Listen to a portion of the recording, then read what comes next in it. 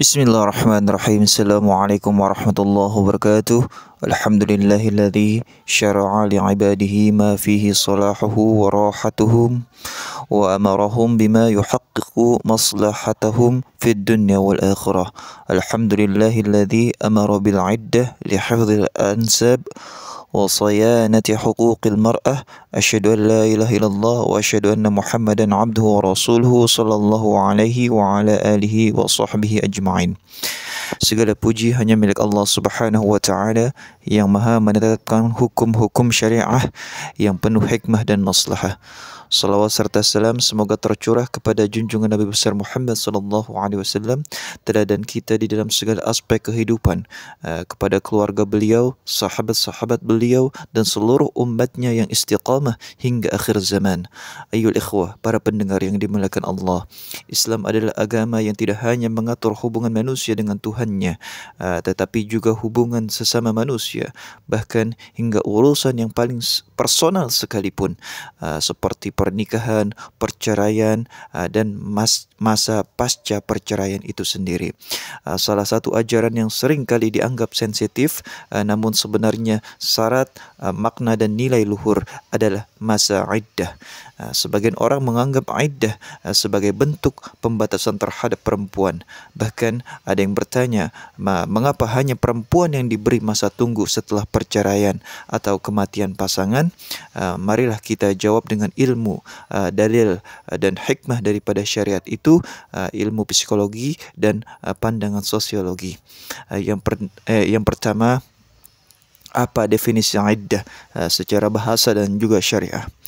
Secara bahasa, al-iddatu berasal dari kata adda ya'uddu yang berarti menghitung.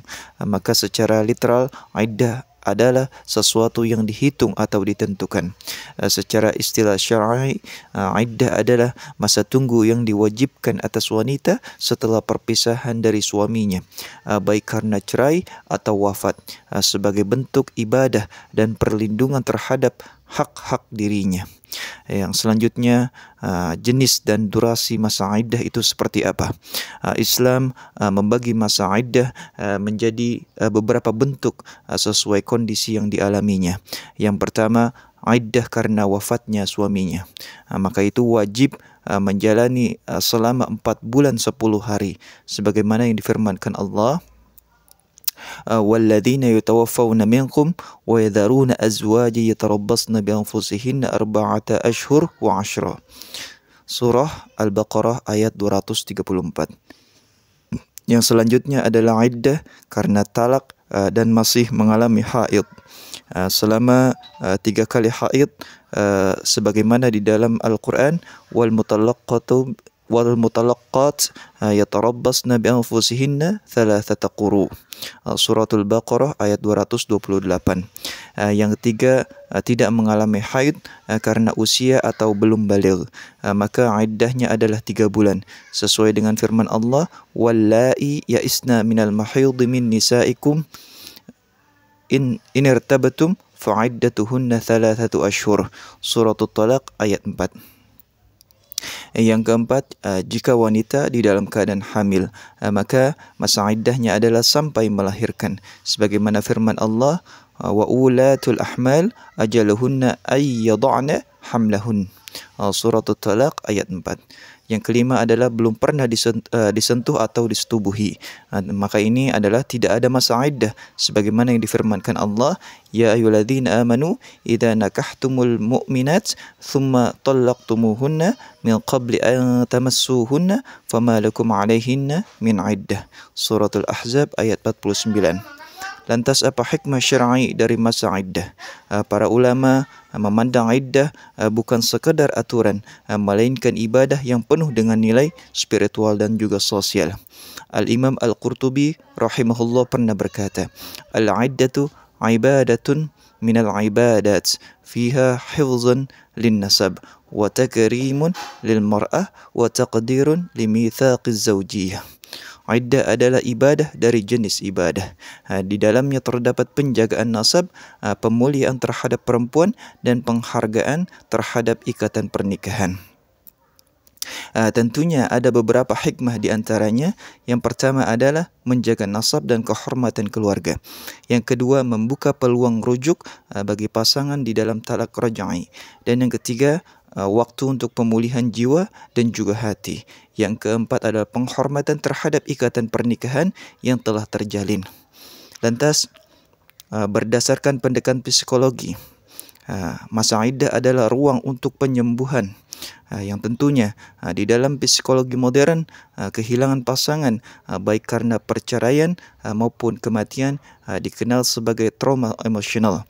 Menurut teori Elizabeth Kubler-Ross, manusia melewati 5 tahap kesedihan: penyangkalan, marah, tawar-menawar, depresi, dan penerimaan. Iddah memberi ruang aman bagi wanita untuk melewati semua fase tersebut dengan penuh ketenangan tanpa tekanan untuk segera memulai hubungan baru atau menjalani kehidupan sosial seperti biasanya. Maka psikolog Muslim seperti Dr. Malik Badri menyebut bahawa di dalam masa krisis emosional, wanita sangat membutuhkan ketenangan spiritual dan stabilitas lingkungan yang bisa diraih dengan zikrullah, introspeksi, dan perlindungan daripada masyarakat. Lantas, berdasarkan pendekatan sosiologi, iaitu gunanya adalah untuk menjaga ketertiban sosial secara sosiologis. Iddah sangat penting di dalam yang pertama, menjaga kehormatan wanita di mata masyarakat. Yang kedua, menghindari fitnah dan prasangka. Yang ketiga, menjamin kejelasan status hukum dan sosial. Maka Profesor Muhammad Al-Ghazali rahimahullah pernah berkata, "Al-iddatu tanzimun ijtima'iyyun qabla an takuna ibadah. Fiha ta'kidun ala huquqil mar'ah wa ihtiramun lirawabitil usrah." Iddah adalah pengaturan sosial sebelum menjadi ibadah.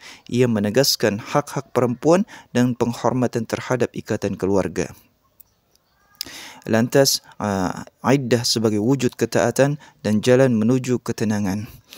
Iddah bukan sekadar kewajiban belaka, melainkan juga jalan menuju ketenangan jiwa.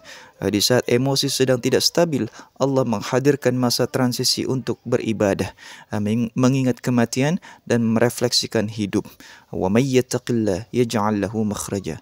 Barang siapa yang bertakwa kepada Allah, maka niscaya ia akan memperoleh jalan keluar baginya. Allah menjanjikan jalan keluar dan solusi bagi siapapun yang taat kepadanya, termasuk di dalam urusan iddah.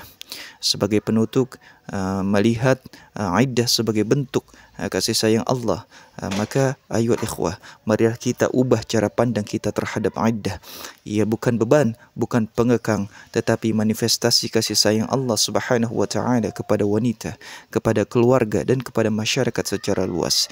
Ia adalah bentuk perlindungan, penegasan, penghormatan, serta ruang pemulihan emosional yang sangat dibutuhkan. Semoga kita semua diberikan pemahaman, ketundukan, dan kesabaran di dalam menjalani setiap hukum Allah yang penuh dengan rahmat.